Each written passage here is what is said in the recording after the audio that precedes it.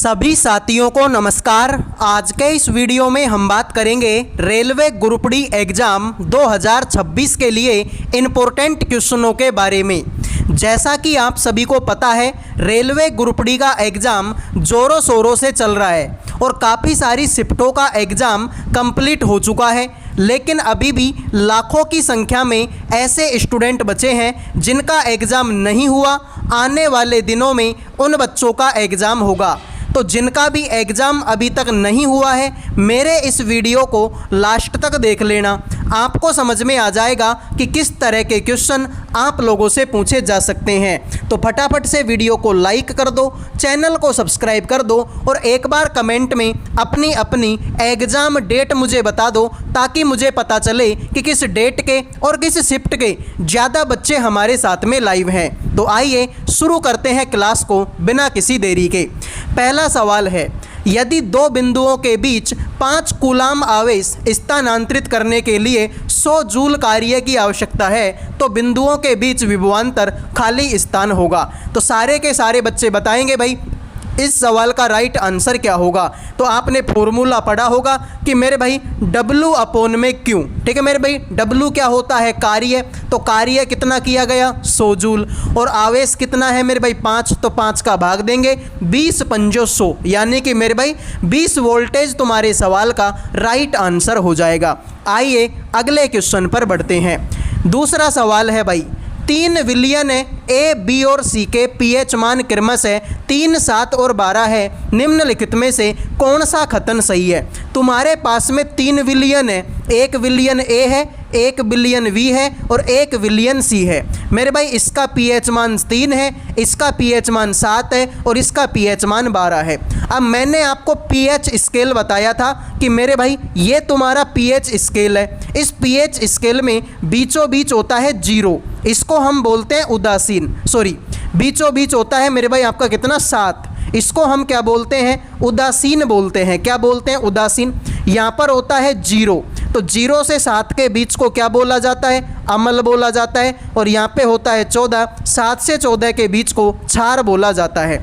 यानी यहाँ से एक बात क्लियर हुई कि जो 7 है ना, 7 वो आपका उदासीन है। तो 7 मेरे भाई कहाँ पर है? इसी में है, यानी कि जो बी है वो उदासीन है। तो यहाँ पे बोला गया कि बी क्षारीय है, तो ये तो वैसे ही गलत हो गया ये तो।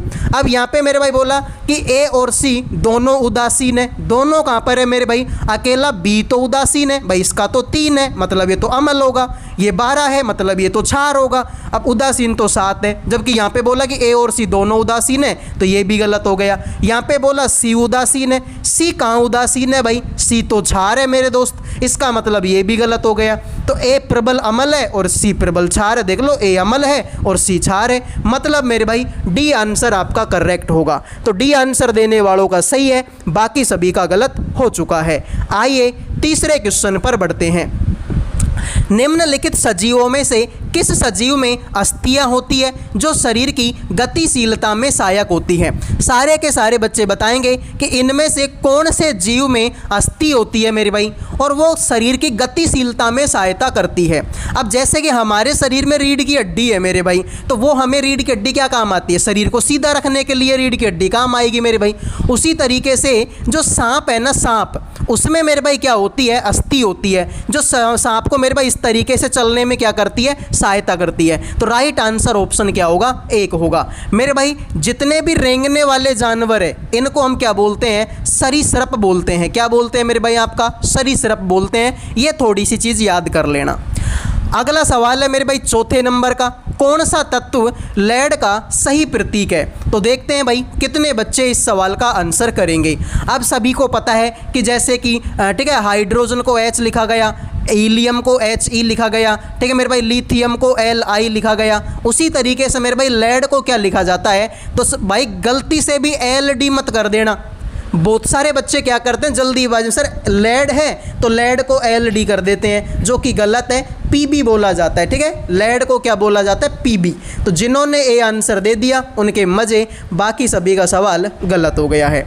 अगले क्वेश्चन को चेक करो, लेकिन उससे पहले जो भी स्टूडेंट रेलवे ग्रुप डी की तैयारी कर रहे हैं, जिनका भी एग्ज़ाम अभी तक नहीं हुआ, आने वाले दिनों में जिन भी बच्चों का एग्ज़ाम है उन सभी के लिए करंट अफेयर का, जीके का, रीजनिंग का और मैथ का चारों के चारों सब्जेक्टों का पीडीएफ तैयार कर दिया मात्र 100 रुपये में। 100 रुपये में चारों की चारों सब्जेक्टों के इम्पोर्टेंट आपको क्वेश्चन मिलेंगे, साथ में उन क्वेश्चनों का डिटेल में सॉल्यूशन आपको दिया जाएगा। अगर कोई बच्चा ध्यान से मन लगा के इस पीडीएफ को पढ़ता है तो लगभग उसका सिलेक्शन पक्का है, क्योंकि मेरे भाई गारंटी रहेगी कि जैसे क्वेश्चन मैं आपको पीडीएफ में दूंगा लगभग वैसे ही क्वेश्चन आपकी एग्जाम में पूछे जाएंगे।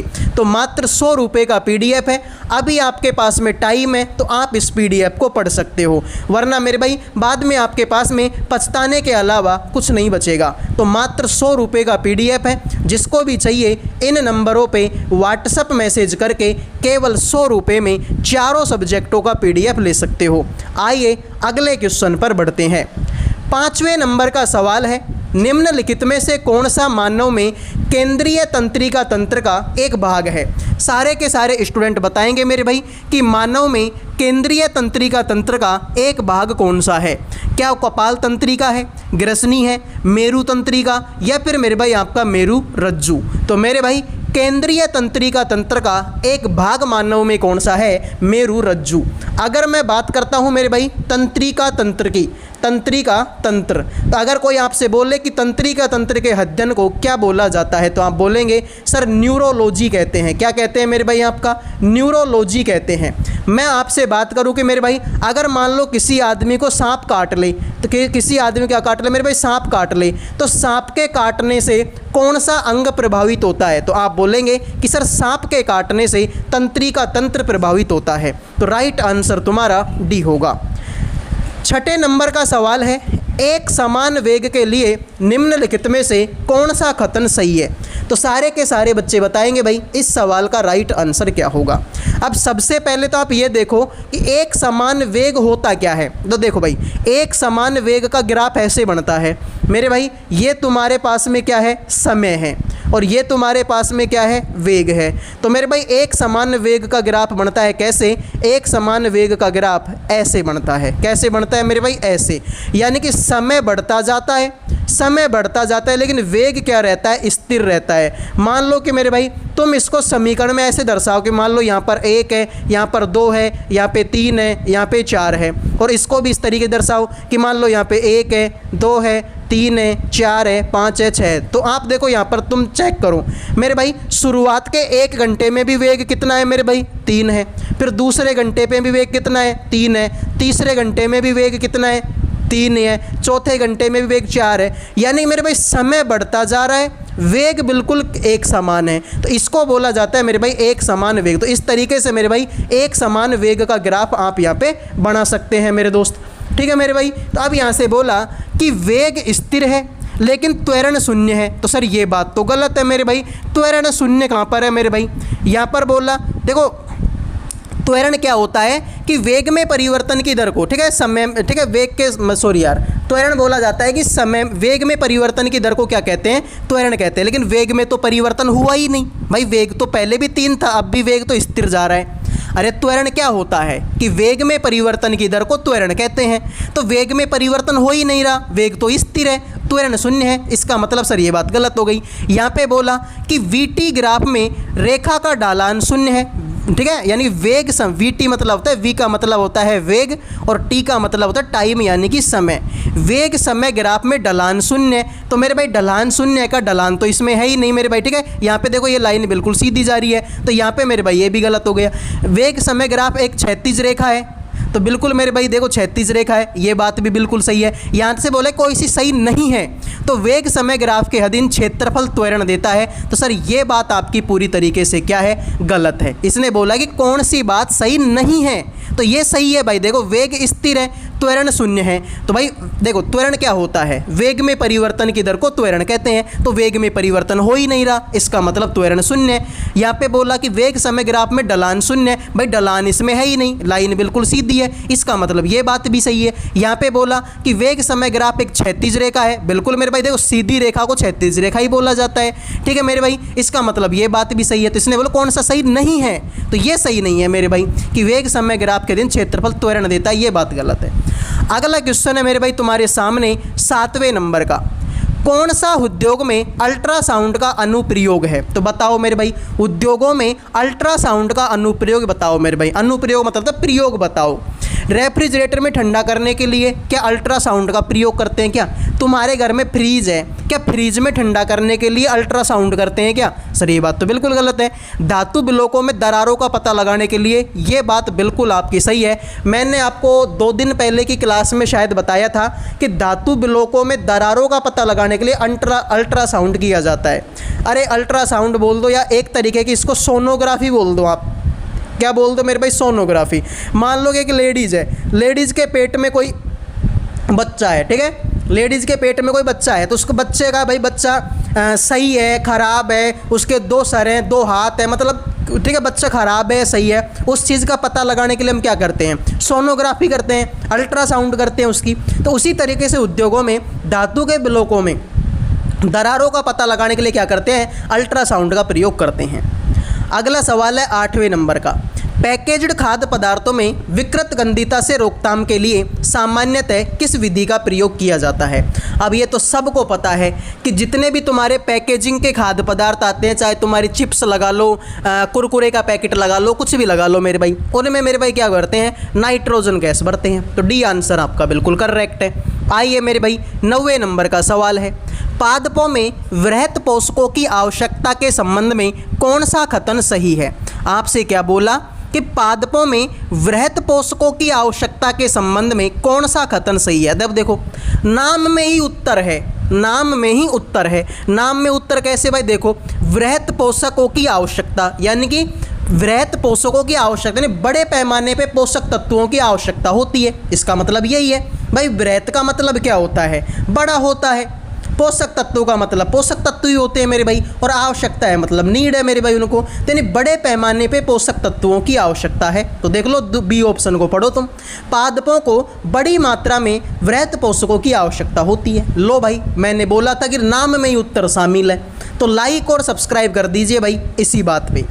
10वें नंबर का सवाल है, पृथ्वी की सतह पर गुरुत्वीय त्वरण का ये गुरुत्वीय त्वरण है, ठीक मेरे भाई, गुरुत्वीय त्वरण का ठीक खालिस्तान द्वारा दिया जाता है। तो सारे के सारे बच्चे बताएंगे कि मेरे भाई पृथ्वी की सतह पर जो गुरुत्वीय त्वरण है उसका फॉर्मूला क्या होता है। अब मैंने आपको खूब बताया था कि गुरुत्वीय त्वरण का फॉर्मूला होता है Gm/r²। तो राइट आंसर आपका क्या होगा, डी होगा। छोटी सी चीज़ है, याद करनी ही पड़ेगी। 11वें नंबर का सवाल है, कौन सा कथन स्थितिज ऊर्जा के बारे में सत्य है। स्थितिज ऊर्जा ये केवल द्रव्यमान पर निर्भर करती है, नहीं मेरे भाई। स्थितिज ऊर्जा का जो फॉर्मूला होता है वो होता है mgh। तो मेरे भाई इसमें द्रव्यमान भी है, इसमें गुरुत्वीय त्वरण भी है, और इसमें हाइट भी है, ऊंचाई भी। तो इसने बोला केवल द्रव्यमान पे निर्भर करती है। अगर केवल द्रव्यमान पे निर्भर करती तो ये दोनों क्या अचार बनाने के लिए आए हैं क्या यहाँ पे, इसका मतलब सर पहला तो गलत है। यह संदर्भ बिंदु के आधार पर ऋणात्मक हो सकती है, बिल्कुल मेरे भाई ये बात आपकी 100% सही है कि संदर्भ बिंदु के आधार पर ऋणात्मक हो जाएगी मेरे भाई स्थितिज ऊर्जा। जैसे कि मान लो यहाँ पे कोई देखो, यहाँ पे ज़मीन है, अब यहाँ पे मेरे भाई कोई चीज़ उड़ रही है मेरे भाई, अब यहाँ पे उड़ रही है। अब तुम्हें पता है कि उड़ते हुए पक्षी में, मैं तुमसे बोल लूँ कि उड़ते हुए पक्षी में कौन सी ऊर्जा होती है, तो आप बोलेंगे उड़ते हुए पक्षी में स्थितिज ऊर्जा भी होती है और गतिज ऊर्जा भी होती है। भाई पक्षी धरती से ऊपर उड़ रहा है मतलब इसमें स्थितिज ऊर्जा भी है, और वो उड़ रहा है मतलब एक स्थान से दूसरे स्थान पर जा रहा है, अब जा रहा है गति कर रहा है मतलब गतिज ऊर्जा भी होगी। तो ऐसी कंडीशन में उस पर ऋणात्मक ऊर्जा क्या होगी मेरे भाई, माइनस हो जाए, ठीक है। स्थितिज ऊर्जा क्या हो जाएगी, ऋणात्मक। इसे गतिज ऊर्जा में परिवर्तित नहीं किया जा सकता है कि मेरे भाई, ठीक है। तो गतिज ऊर्जा में परिवर्तन कर सकते हैं मेरे भाई। अभी मैंने बोला कि उड़ते हुए पक्षी में स्थितिज ऊर्जा और गतिज ऊर्जा होती है, इसका मतलब सर ये भी गलत है। भूमि तल पर यह सदैव शून्य होती है, सदैव शून्य नहीं होती मेरे भाई। ऐसा नहीं कि हर एक कंडीशन में धरती पे आप इसको शून्य मान लोगे, ऐसा पॉसिबल नहीं है। तो right answer option number B है। 12 नंबर का सवाल है, द्रव्यमान संरक्षण का नियम किसके द्वारा दिया गया था? तो आप सभी को पता है मेरे भाई कि द्रव्यमान संरक्षण का नियम क्या रदरफोर्ड ने दिया था? नहीं। Dalton, Proust? नहीं मेरे भाई, लाओजियर ने दिया था। किसने मेरे भाई? एंटोनी लाओजियर ने द्रव्यमान संरक्षण का नियम आपका दिया था। अगला सवाल है मेरे भाई 13 नंबर का, एक लड़का 100 मीटर सीधे सड़क के एक छोर ए से दूसरे छोर बी तक 2 मिनट में चलता है, फिर मुड़कर 2 मिनट में 400 मीटर चलकर बिंदु सी पर वापस आता है। बिंदु ए से सी तक जाने में लड़के का औसत वेग बताओ आपका कितना होगा? तो देखते हैं कितने बच्चे सवाल का आंसर करेंगे। मान लो कि उस लड़के ने यहाँ से चलना स्टार्ट किया, ये बिंदु ए है, तो यहाँ से वो बंदा चला और वो बंदा पहुँच गया यहाँ पे। तो यहाँ पे इसकी दूरी टोटल कितनी है? आप बोलेंगे टोटल मेरे भाई इसकी दूरी 1000 है। फिर इसने बोला कि वो लड़का दोबारा मुड़ा, तो दोबारा मुड़ा और वापस मेरे भाई कहाँ पर आ गया? वापस मेरे भाई देखो यहाँ से मुड़ा और वापस मेरे भाई मान लो यहाँ पे आ गया। तो यहाँ पे मान लो बिंदु सी है, तो कितना आ गया ये वापस से? 400 मीटर आ गया। तो मेरे भाई इसने बोला औसत वेग। तो अब तुम ध्यान से देखो, ये टोटल दूरी कितनी थी? 1000। 1000 में से 400 तो वो वापस आ गया, तो यानी कि अब कुल कितना बचा मेरे भाई? 600 ही तो बचा। तो तुमसे बोला मेरे भाई कि औसत वेग, तो चाल बराबर में क्या होता है? दूरी बटे समय होता है। तो दूरी कितनी है मेरे भाई आपकी? 600। समय कितना है? 2 मिनट तो ये और 2 मिनट ये, 4 मिनट हो गई। 4 मिनट, मिनट को सेकंड में बदलेंगे तो 60 से गुणा कर देंगे। 60 का भाग देंगे तो मेरे भाई 10 बढ़ जाएगा। 10 में 4 का भाग देंगे तो 2 पॉइंट में 5 आंसर आएगा, बात खत्म। तो डी आंसर आपका करेक्ट है। अगले क्वेश्चन पर बढ़ते हैं। 14 नंबर का सवाल है, किसी पदार्थ के कणों की गति के कारण उसके दूसरे पदार्थ के साथ फैलने और मिश्रित होने की घटना निम्नलिखित में से क्या कहलाती है? तो सारे बच्चे बताएंगे कि किसी पदार्थ के कणों की गति के कारण उसके दूसरे पदार्थ के साथ फैलने और मिश्रित होने की घटना को क्या कहते हैं? तो आप बोलेंगे देखो उदरोपातन नहीं होता सर। उदरोपातन मेरे भाई क्या होता है कि ठोस से गैस में बदलना। ठीक है मेरे भाई, उदरोपातन क्या है? ठोस से किस में बदलना? गैस में। तो ये तो उदरोपातन होता सर, ये तो नहीं होगा। संघनन का मतलब होता है मेरे भाई जमना, यानी बर्फ बनना, तो ये भी नहीं होगा। वाष्पन का मतलब होता है वाष्प बन के उड़ जाना, तो ये भी नहीं होगा। इसने बोला है कि दूसरे पदार्थ के साथ फैलने और मिश्रित होने की घटना को क्या कहते हैं? विसरण कहते हैं। क्या कहते हैं मेरे भाई आपका? विसरण। 15 नंबर का सवाल तुम्हारे सामने है, तो देखिए मेरे भाई कौन सा अपघटन अभिक्रिया का उदाहरण। ठीक है मेरे भाई, अब ध्यान से देखो। एक होती है मेरे भाई तुम्हारी संयोजन अभिक्रिया, एक क्या होती है मेरे भाई आपकी? संयोजन अभिक्रिया होती है मेरे भाई, और एक होती है मेरे भाई आपकी अपघटन अभिक्रिया। कौन सी मेरे भाई आपकी? अपघटन अभिक्रिया। तो मेरे भाई ध्यान से देखो, संयोजन का मतलब होता है जुड़ना, यानी कि 2 या 2 से अधिक चीज़ें जुड़ जाएं। अब जैसे कि इसमें देखो H2 और ये दोनों जुड़ के इन्होंने एक पदार्थ बना दिया, तो सर 2 थे 1 बन गया, तो सर ये तो जुड़ गए मेरे भाई, मतलब इसमें तो संयोजन है, तो ये तो गलत हो गया। यहाँ पे भी देखो दोनों को मिला के 1 बना दिया, मतलब ये भी संयोजन है, तो ये भी गलत हो गया। यहाँ पे भी तुम देखो मेरे भाई इन दोनों को मिला के ये बना दिया, सर ये 2 थे 1 बना, ये गलत हो गया। और यहाँ पे देखो मेरे भाई 1 था, 1 को तोड़ के 2 बना दिए। अपघटन का मतलब क्या होता है? टूटना। अपघटन का मतलब टूटना, तो यानी यहाँ पे एक चीज़ थी, 1 को तोड़ के 2 बना दिए, मतलब ये तुम्हारा राइट आंसर है। अगले क्वेश्चन पर आओ फिर। 16 नंबर का सवाल है, मेंडल ने अपने संकरण में तद्रुप प्रजनन वाले पौधे का जनक के रूप में उपयोग क्यों किया? तो बताइए भाई इस सवाल का राइट आंसर क्या होगा? तो मेरे भाई अब देखो, आपको खूब पता है कि मेंडल ने अपने प्रयोग में मटर के पौधे का उपयोग किया था। अब मेरे भाई बताइए कि इसने उपयोग क्यों किया इसका? मटर के पौधे का उपयोग करने का कारण क्या था मेरे भाई? तो आप बोलेंगे कि मेरे भाई शीघ्रता से बड़ी संख्या में पौधे प्राप्त करने के लिए? नहीं सर। पौधे की वृद्धि पर पर्यावरणीय प्रभाव का अध्ययन करने के लिए? नहीं सर। वंशागति के पैटर्न का अध्ययन करने के लिए? बिल्कुल मेरे भाई। अरे मेंडल ने वंशागति का अध्ययन ही तो किया था मेरे भाई, क्या इतना भी याद नहीं है क्या आप लोगों को? 10वीं क्लास में खूब पढ़ा था, दिन रात पढ़ा था कि मेंडल ने वंशागति का नियम किसने दिया था? मेंडल ने। तो वंशागति के पैटर्न का अध्ययन करने के लिए मेंडल हो जाएगा मेरे भाई। अगले क्वेश्चन को आ जाओ मेरे भाई। पहले माध्यम के सापेक्ष दूसरे माध्यम का अपवर्तनांक खाली स्थान पर निर्भर करता है। बताइए मेरे भाई, कोई भी प्रकाश की किरण है, एक माध्यम से आई और दूसरे माध्यम में अगर वो जा रही है तो पहले माध्यम के सापेक्ष दूसरे माध्यम का अपवर्तनांक किस चीज़ पर निर्भर करता है? केवल परिवेश के तापमान पर निर्भर करता है क्या? आपतित प्रकाश की तीव्रता पर निर्भर करेगा क्या? पृष्ठ के आकार पर निर्भर करेगा क्या?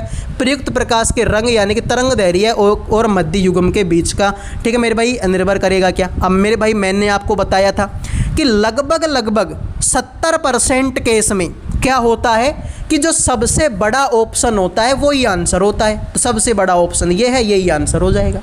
अगले क्वेश्चन पर बढ़ते हैं। 18वां सवाल है, प्लाज्मोडियम में प्रजनन की निम्नलिखित में से कौन सी विधि पाई जाती है? अब बताओ मेरे भाई, प्लाज्मोडियम में प्रजनन की कौन सी विधि आपकी पाई जाती है? अब जैसे कि मान लो कि मैं तुमसे बोलूँ, बताओ मानवों में प्रजनन की कौन सी विधि है? तो सर मानव में तो लैंगिक जनन पाया जाता है। भाई मानव में तो लैंगिक जनन होता है। मैं तुमसे बोलूँ कि मेरे भाई अमीबा में क्या होता है? सर अमीबा में द्विखंडन होता है मेरे भाई। क्या होता है? द्विखंडन होता है।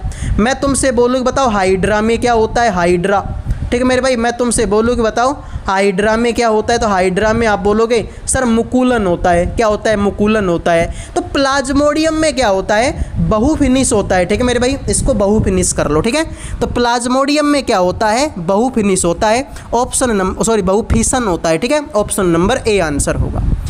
अगला सवाल है मेरे भाई 19 नंबर का, कौन सा विकल्प पादप और जंतुओं में कोशिका भित्ति एवं कोशिका झिल्ली की सही तुलना करता है? तो कोशिका भित्ति और कोशिका झिल्ली, पादप और जंतु दोनों की बता रहे भाई। पादप कोशिकाओं में कोशिका भित्ति और कोशिका झिल्ली दोनों दृढ़ होती है, जबकि जंतु कोशिका में केवल नम्य कोशिका झिल्ली होती है। क्या ये बात आपकी बिल्कुल सही है क्या?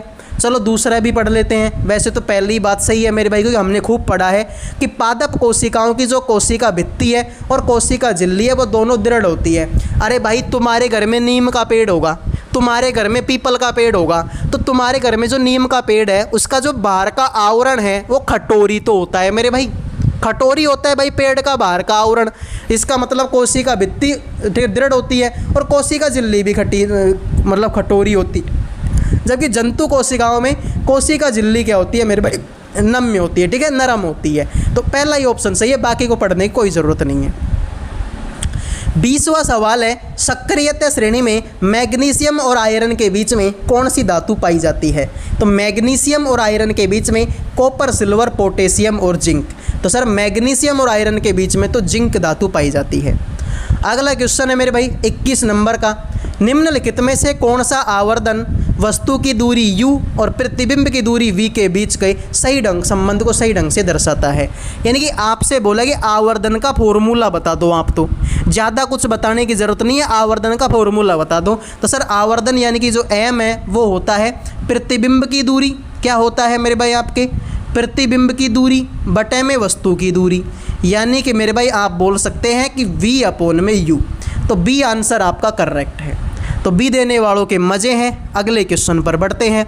22 नंबर का सवाल है, कौन सा कोशिकांग कोशिका के भीतर या बाहर द्रव्य को संवेष्टित करने यानी पैकेजिंग तथा प्रेक्षण के लिए उत्तरदायी है? तो बताइए मेरे भाई, कौन सा कोशिकांग है जो कोशिका के भीतर हो या कोशिका के बाहर हो, द्रव्य को संवेष्टित या पैकेजिंग तथा प्रेक्षण करने में सहायता करता है, उत्तरदायी होता है? तो बताइए क्या गाल्जी उपकरण होता है, राइबोसोम, माइटोकॉन्ड्रिया या नाभिक? तो माइटोकॉन्ड्रिया को तो कोशिका का पावर हाउस बोलते हैं। क्या बोलते हैं मेरे भाई? कोशिका का पावर हाउस बोलते हैं, ठीक है मेरे भाई।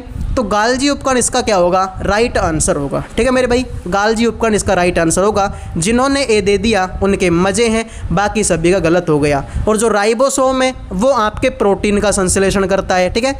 राइबोसोम क्या करता है? प्रोटीन का संश्लेषण करता है। तो ये भी तुमको पता होगा। अगले क्वेश्चन पर बढ़ते हैं। 23 नंबर का सवाल है, ओम के नियम के अनुसार किसी चालक के सिरों के बीच विभवांतर V और उसमें प्रवाहित होने वाली धारा I का अनुपात नियत रहता है बशर्ते कि। ओम के नियम के अनुसार किसी चालक के सिरों के बीच का विभवांतर और उसमें प्रवाहित होने वाली धारा का अनुपात नियत रहता है तो बशर्ते कि। तो मेरे भाई आपने पढ़ा होगा V बराबर में होता है IR। तो यहाँ से R अगर मैं निकालूंगा तो ये होगा V अपॉन में I। तो ये मेरे भाई जो अनुपात है वो नियत रहेगा कब? जब धारा अति उच्च हो, जब वोल्टेज शून्य हो जाए, तापमान नियत रहे, प्रतिरोध बदलता रहे। तो ये दोनों कब नियत रहेंगे? जब मेरे भाई तापमान क्या रहे? स्थिर रहे, यानी कि जो भी तार में तुम धारा प्रवाहित करे वो गर्म नहीं होना चाहिए। ठीक है, ऑप्शन नंबर सी होगा। 24 नंबर का सवाल है, अमीबा में विखंडन की प्रक्रिया के परिणाम स्वरूप खाली स्थान का निर्माण होता है। अब अभी मैंने बताया था कि मेरे भाई अमीबा में क्या होता है? द्विखंडन होता है। द्विखंडन का भाई थोड़ी देर पहले ही बताया था मैंने। ठीक है, देखो अभी मैंने ठीक है पिछली स्लाइड में ही बताया था मैंने आपको। एक सेकंड आपको बता देता हूँ मैं। देखो ये रहा, अभी मैंने बताया था कि अमीबा में क्या होता है? द्विखंडन होता है। द्विखंडन का मतलब मेरे भाई क्या होता है? दो चीज़ें बनती हैं, दो अमीबा, यानी एक अमीबा टूट के दो अमीबा बना देता है। तो यहाँ पे मेरे भाई देख लो तुम, अनुवांशिकी रूप से भिन्न एक छोटी संतति कोशिका तथा एक बड़ी मात्र कोशिका। नहीं भाई, इसने क्या बोला है? एक छोटी और एक बड़ी। तो सर ये तो गलत हो गया मेरे भाई। मैंने बोला था द्विखंडन, यानी अमीबा दो हिस्सों में टूट जाता है। तो दो समान आकार की अनुवांशिक रूप से समान संतति कोशिका, बिल्कुल ये बात आपकी सही है भाई। अमीबा में द्विखंडन होता है। द्विखंडन मतलब दो भागों में टूटता है, तो दो समान आकार के भागों में टूट जाता है। 25वां क्वेश्चन है मेरे भाई, एनोड पंख क्या है? वैद्युत अपघटनी परिष्करण में विलयन में विलेप अशुद्धि है। वैद्युत अपघटनी परीक्षण में कैथोड पर निक्षेपित अविलेय अशुद्धि है। मृदा और जल का विलयन है। वैद्युत अपघटनी परीक्षण में एनोड पर निक्षेपित अविलेय अशुद्धि है। तो एनोड पंख क्या है? तो मेरे भाई एनोड पंख, देखो अब एनोड की बात होगी मेरे भाई, तो एनोड मेरे भाई देखो यहाँ पे तो कैथोड है, तो ये तो गलत हो गया मेरे भाई। ठीक है, मृदा और जल का विलयन, ये भी गलत है। तो एनोड की बात हो रही है, तो एनोड पर निक्षेपित अविलेय अशुद्धि, यही तुम्हारे सवाल का राइट आंसर हो जाए। ठीक है, तो एनोड पंख क्या होता है? वैद्युत अपघटनी परीक्षण में एनोड पर निक्षेपित अविलेय अशुद्धि को एनोड पंख बोला जाता है। तो ये थी आज की क्लास, उम्मीद करूँगा पसंद आई होगी। पसंद आई है तो वीडियो को लाइक और चैनल को सब्सक्राइब कर दो। अगले वीडियो में मिलेंगे। जय हिंद, जय भारत।